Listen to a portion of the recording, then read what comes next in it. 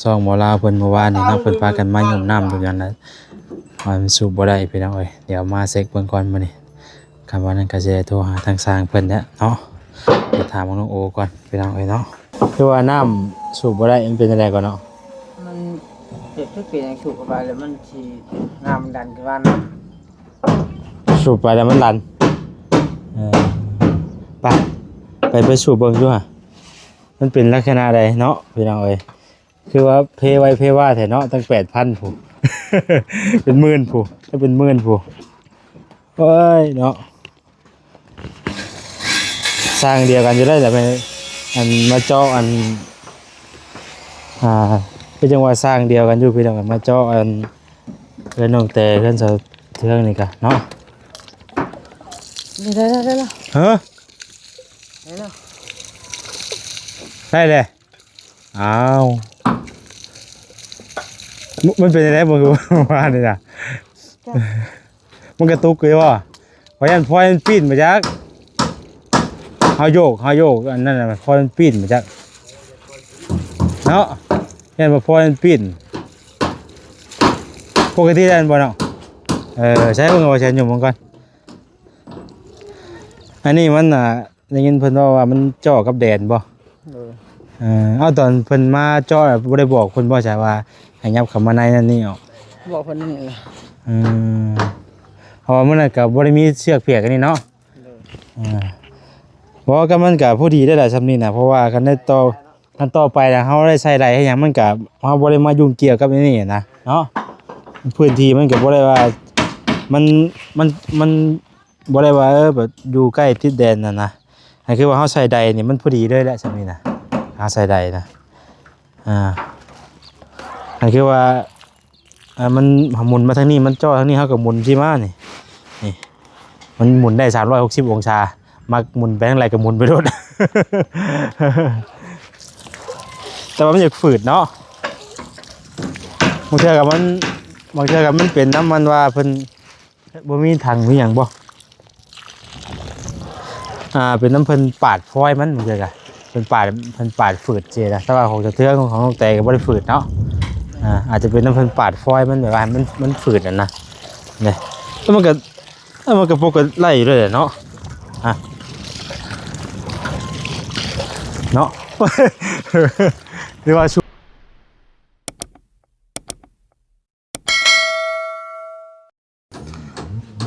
พี่น้องเนาะกราบทักทายสบายดีเด้อเนาะสบายดีพ่อแม่พี่น้องเบิดสู่คนพี่น้องพ่อกับซ่องบ่แซนตอนช่วงบ่ายๆเนาะช่วงบ่ายโมงพี่น้องวันนี้ก็เดินทางเข้ามาทางบ้านน้องโอคือเก่าเด้อเนาะ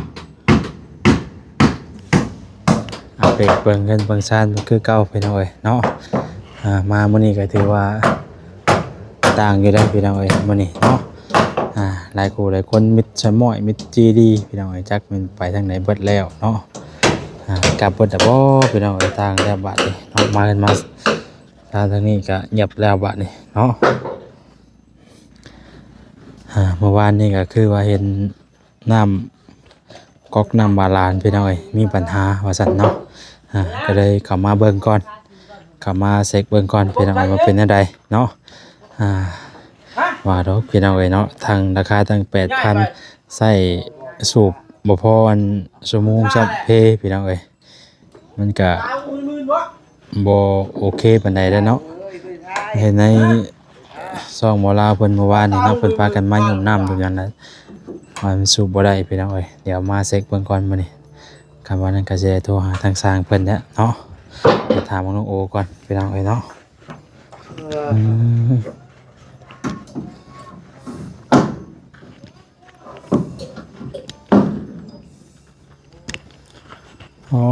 ตัวมามื้อนี้เข้าพาตัวสิแล้วสร้างเนาะไวขนาดเลยเดี๋ยวสร้างก็มี2คนมื้อนี้โอ้โห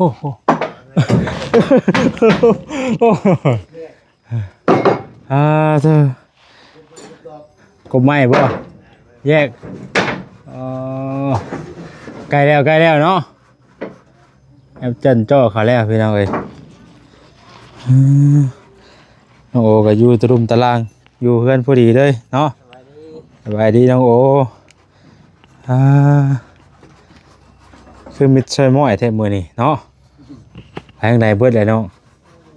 คนมันได้มาได้มาถึงเมือง เอ้ารถคือเห็นยังเห็นรถยังอยู่นะ ไปก็บอกมันบอกวิธี ว่าโอ้เพิ่นพากันออกไปกินข้าวไปยังเนาะเพิ่นพากันออกไปกินข้าวป้ารถไปนี่ก่อนพี่น้องเอ้ยเห็นรถพอแพทย์ครับมันรถมันพอจ้อยอยู่เนาะ เลย อ่าเงียบขนาดเนาะมาเล่าเลยครับมาบ่มื้อ ถามว่าเมื่อไร เมื่อแล้วเนาะอากาศมันร้อนหลาย สร้างกับ2คนมื้อนี่สร้างกับบ่ครบเนาะ ว่านี่ต้องสิตีกันว่านี่เนาะ เดี๋ยวมันหลายคนเลยว่านี่ ว่าในสี่มากนี่สอง เฮ้ยชองเราไปใช้น้องโอเพิ่นก็อยู่กันเนาะเบิ่งเรียงน้ำชางขึ้นนี่แหละพี่น้องเอ้ยนี่แต่ว่ามาพ่อน้องโอน้องแต่ก็อยู่เพิ่นอยู่บ่ อยู่ อ๋ออยู่ช่วงตอนค่ำๆพุ่นแหละเนาะเป็นจังสิเฮ็ดเวียกเฮ็ดงานใช้หน้าใช้ตอง อันใดคือ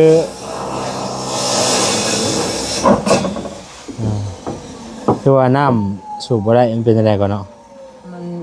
เจ็บทุกปีอย่างถูกกับไปแล้วมันชีน้ำดันกันว่าน้ สูบไปแล้วมันดันเออไปสูบเบิ่งดูฮะมันเป็นลักษณะใดเนาะพี่น้องเอ้ยคือว่าเพไว้เพว่าแท้เนาะตั้ง 8,000 ผู้ เป็นหมื่นผู้ถ้าเป็นหมื่นผู้เอ้ยเนาะสร้างเดียวกันอยู่ได้แต่ไปอันมาเจาะอันเป็นจังหวะสร้างเดียวกันอยู่พี่น้องมาเจาะอันเพื่อนน้องแต่เพื่อนเสาเทืองนี่กะเนาะ ำได้แล้ว เฮ้อ ได้แล้ว ได้เลยอ้าวมันเป็นอะไรมึงว่านี่นะมันกระตุกเลยว่ะเพราะยันพอมันปีนมาจากเฮาโยกอันนั้นน่ะพอมันปีนมาจากเนาะยันพอมันปีนปกติได้บ่เนาะใช้เบิ่งเอาใช้อยู่มึงก่อนอันนี้มันน่ะได้ยินเพิ่นว่ามันจ่อกับแดนบ่ เลย เอาตอนเพิ่นมาจ่อบ่ได้บอกเพิ่นบ่ใช่ว่าให้ยับเข้ามาในนั่นนี่ออก บอกคนนี้แหละ อืมเพราะว่ามันน่ะก็บ่ได้มีเชือกเปียกอันนี้เนาะ เลย เพราะว่าก็มันก็พอดีได้แหละซำนี้น่ะเพราะว่ากันได้ต่อกันต่อไปน่ะเฮาได้ใช้ไรให้หยังมันก็เฮาบ่ได้มายุ่งเกี่ยวกับอันนี้นะเนาะพื้นที่มันก็บ่ได้ว่ามันบ่ได้ว่าแบบอยู่ใกล้ติดแดนน่ะนะให้คือว่าเฮาใส่ใดนี่มันพอดีเลยแหละซำนี้น่ะเฮาใส่ใดนะให้คือว่ามันหมุนมาทางนี้มันจ่อทางนี้เฮาก็หมุนที่มานี่มันหมุนได้360องศามักหมุนไปทางไหนก็หมุนไปโดด แต่ว่ามันอยากฝืดเนาะบางเทื่อกับมันเป็นน้ำมันว่าเพิ่นบ่มีถังมีหยังบ่เป็นน้ำเพิ่นปาดฟอยมันบางเทื่อก็เพิ่นปาดฝืดเจนะแต่ว่าของเทื่อของน้องแต่ก็บ่ได้ฝืดเนาะอาจจะเป็นน้ำเพิ่นปาดฟอยมันแบบว่ามันฝืดนะเนี่ยแล้วมันก็ปกติไล่อยู่ด้วยแหละเนาะเนาะ หรือว่าสูบไปเรื่อยมันเป็นบ่ ได้ในคืนหนึ่งถือว่ามันนั่นเลย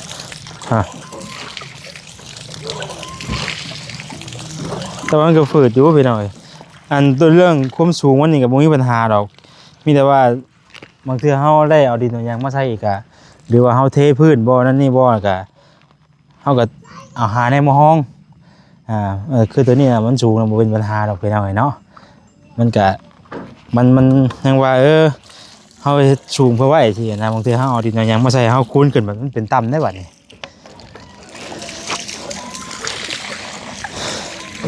มันสูงแล้วบ่เป็นปัญหาดอก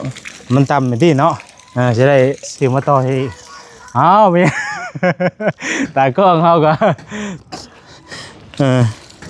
ถ้ามันต่ำน่ะถ้ามันต่ำในต่อถ้ามันสูงเลยถ้าจะหาในบ่ง่อย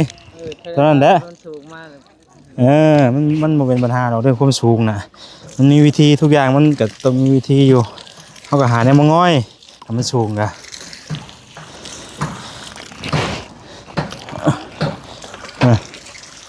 มันก็เย็นโอ้ใครคือได้อะเนาะเห็นในคลิปว่าโอ้เพแล้วว่าซั่นเอ้าเพไว้เพว่าแต่ยังบ่ทันได้เฮ็ดอีหยังอยู่ มันสูงไปได้เกิน สูบบ่ได้บ่มันเป็นได้เนาะวันนี้ว่าสูบได้เนาะไปโทรสร้างเอาเบิ่งมันก็โทรบ่เป็นได้แบบนี้เนาะ ปกติแล้วนี่ หาเนี่ยมาง่อยเอาอันนี้ช่วงนี้ก่อนน้องเอ้ยครับว่านี่ก็เอามันมีบ่สนไม้สนหยังอันนี้เฮ็ดคือเจ้าเฮ็ดอันนั้นเด้เอาแป้นน่ะส่วนแป้นน่ะเฮ็ดคือตั้งนี่2อันนี่มาตึบเสร็จแล้วก็ขึ้นง่อยเอา บ่ได้แล้วคนนี้ แต่ว่ามันบ่ได้จังว่าเฮาเด้แต่ว่ามันบ่ได้จังว่าเฮาอยู่เนี่ยมันเมื่อย เมื่อยแล้วเสียเมื่อยแล้วเลย โอ้เมื่อยแล้วเนาะยังเอ้ยโอเคแล้วบัดนี้เนาะนึกว่า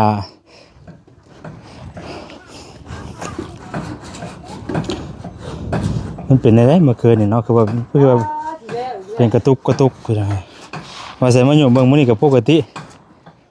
อยู่เลยพี่น้องสิแล้วเดี๋ยวว่าบ่ได้โทรหาเพิ่นทางสร้างก็ได้เนาะลูกตอกลูกติงก็มีเรียบร้อยเนาะน้องโอครบเรียบร้อยพี่น้องเอ้ย114อัน อันใดก็ลูกมันน่ะบ่เพราะว่ามันมีไม้พนักขั้นไหลนำพร้อมบ่ไม้พนักขั้นใด ติ่งตัวน้อยน้อยนึง น้อยเลยนะมันได้10ได้เนาะมันได้10ลูกเพิ่นสร้างแป้นมาเพิ่มอีกทีเนาะแป้นเลยก็ไปเสร็จมันเลย แป้นน่ะไม่เส้นตัวใดไม่เส้นมันบ่ไม่48เอามาเฮ็ดอันไม้พนักบ่แต่เทิงอยู่บ่บ่อยู่ อยู่คนเดียวเท่านั้น อ๋ออยู่แต่เทิงอยู่เพิ่นก็ว่าเฮ็ดเทิงครัวต่ออีกมื้อนี้เนาะ มาสวยแน่ว่าใส่มื้อนี้ก็ได้เพิ่นว่าผู้ดีเฮ็ดเวียกอยู่นํเพื่อนก็ได้มาสวยแน่มื้อนี้ก็ตัวสวนไม้เพิ่นพี่น้องเอ้ยสวนไม้แป้นที่ว่าส่วนที่มันเหลือออกมาเนาะเฮาตัดตามจังหวะซอกเดิบที่เฮามันน้องโอจะเอาไปเฮ็ดหยังบัดนี้ เรื่องมันเห็ดโตต่าง เฮ็ดตังโอ้ตังนี่มาเฮ็ดน้องโอมือตังนั่งไงเนาะ มาเฮ็ดน้องโอมือตังนั่งแล้วพี่น้องเอ้ยเพราะว่าไม้เศษไม้นี่ก็หลายเนาะอยู่หันเตียงบ่ผู้ใดว่าเฮาเฮ็ดแล้วในเตียงก็สิได้ออกมานั่งหลายอยู่ดอกบัดนี้มี3อันพุ3อันบ่ได้เนาะมี3อันเพราะว่าเฮือนแล้วเฮาก็อยู่เทิงเฮือนเทิงซ่านบัดนี้เงียบได้ไปได้มื้อนี้ก็ได้บ่ได้ไปทางใดเลยติเนาะอยู่เฮือนไปเร็วขึ้นไปเบิ่งทางสร้างเพิ่นก่อนเด้อขึ้นไปทางหาทางสร้างเพิ่นก่อนพี่น้องขึ้นไปบ่หยอกบ่เล่นเพิ่นนำเพิ่นก่อนเนาะได้ยับหมอจ้อจั่นเข้าได้เนาะน้องโอเนาะ ใกล้เข้าเลยพี่น้องเอ้ยแต่ว่าน้ำก็จะยังบ่ได้อยู่มึงเลยบ่มื้อนี้น่ะตั้งแต่คืนนี่พุโอ้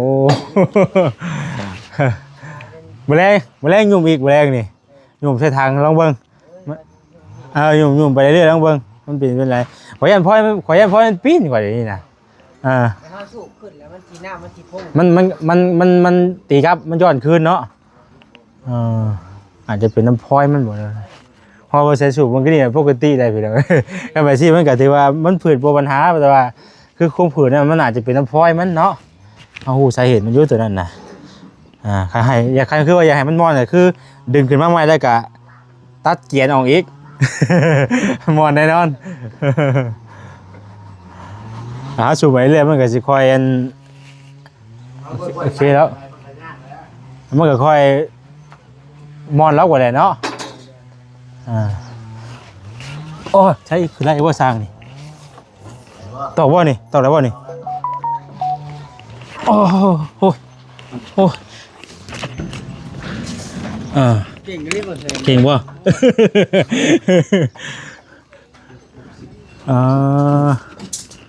ยังไงเนาะ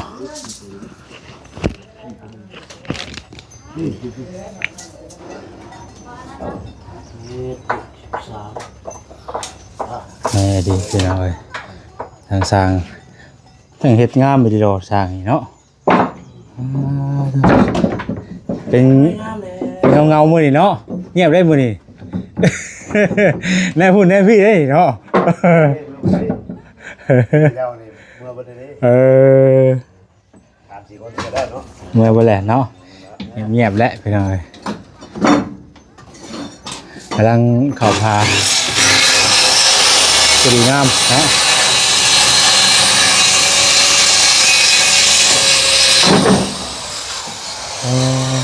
ประตูก็พอดีพักเลยเวลาเงียบพักก็ดี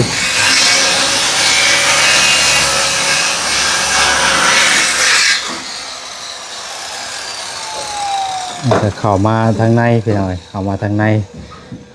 เฮือนก็จะเป็นประมาณนี้แบบบ่มีปองมีหยังเลยนะอันผ่านี่เนาะซ้ำดอกไม่สละเนาะเฮาไม่สละก็บ่ได้มีปองได้ไปสิได้เฮาขังในแอมแล้วก็แบบชนิดเลย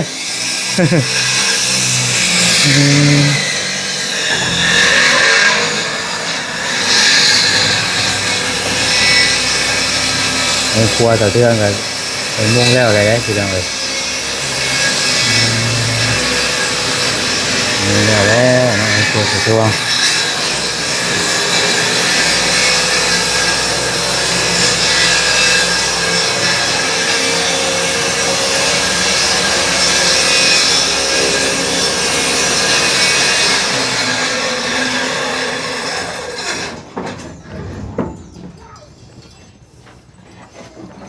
แดงองต้องโอ้ไม่ทางนี้ก็เป็นอะไร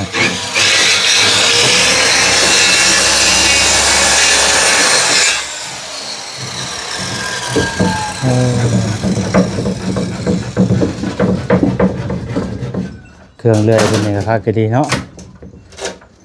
บากไปตามมันรูปแบบของมันวงกบเป็นยังไง ไปวังเลยเนาะตัดสินใจในขาดแล้วเนาะ ได้ช่าง เชื่อเลย งามบ่งามอยู่บ่นี่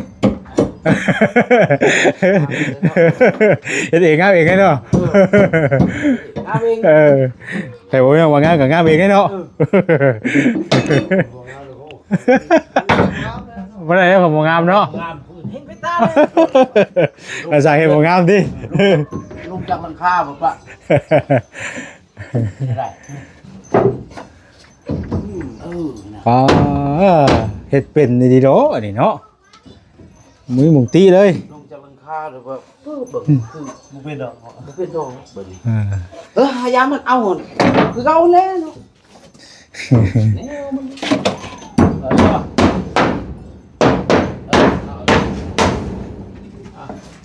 น่าจะเป็นพา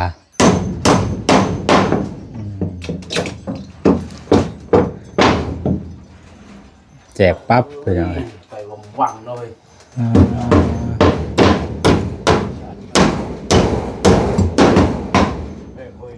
แค่คุย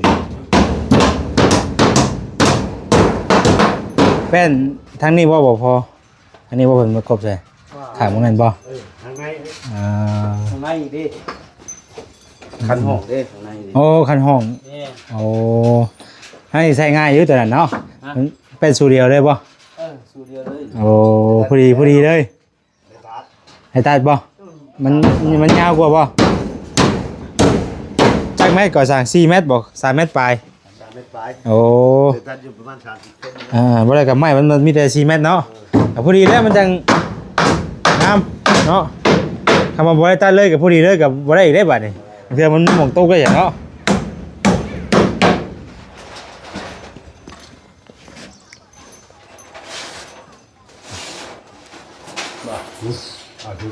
มาต่อเท่านี้ อีกแผ่นหนึงบ่ อีกแผ่นหนึงพอดีบ่ พุ่นนั้นเอามาเลยพุ่น บ่แล้วเพิ่นเอาตัวนี้สุดเลยคำบ่อยากนั่นมาต่อตัวนี้ต่อเชิงกัน อีกแผ่นหนึงถือว่าพอดีเลยพี่น้องเอ้ยไปเลย ง่ายเลย น้ำในถังนี่ก็ยังบ่ทันได้เบิดเนาะยังอีกหลายเติบอยู่พี่น้องเอ้ยมีแต่น้องโอเปิดใส่ถังไว้แล้วก็เอาถังน้องแต่ไปส่งพอได้ฝนตกฝนเล่นมากก็พอได้เพิ่นตกน้ำตรงในเนาะเดี๋ยวตอนแรกให้เพิ่นเปิดน้ำออกเบิดพี่น้องเอ้ยถังน้องโอยังว่างอยู่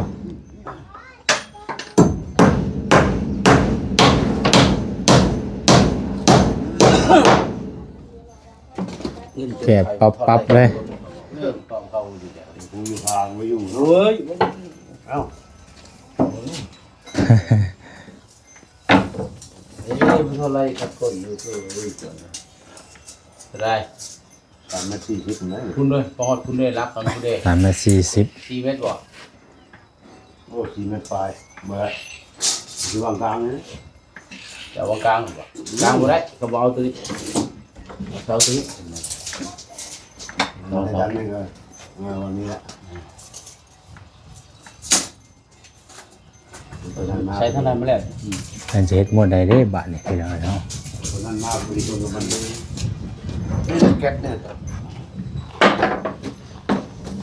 โอ้แก๊สยังสร้างกัน แก๊สชีแล้ว แก๊สชี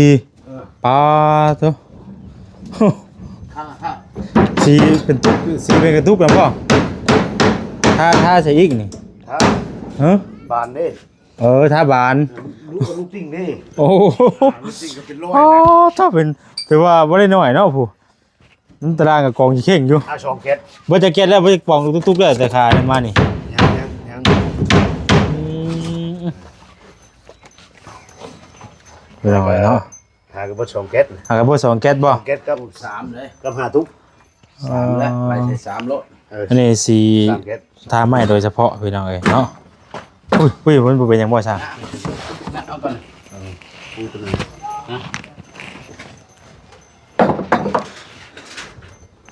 ยังมีหลายแนวทางเนาะทางลูกตกลูกติงน้ำแนบบัดนี้หลายคักหลายพี่น้องเอ้ย ติ้งกับบานเดี๋ยวแฟดเด็กๆยัง แป้งเองพอในเบิดเนาะในจะมีไทยโอ้เนี่ยบัดเทือนเลยเนาะ ท่าทุกช่องทุกมุมเลยวะ ถือว่าเบิดไป2แก๊สยังเบิดไปแค่2แก๊สแล้วเนาะ อะไรจามนี่แหละ 3บ่ได้3แก๊สแล้วเนาะเออ ที่โดมได้5 แก๊สนะ เพราะว่าสีนี่มันเป็น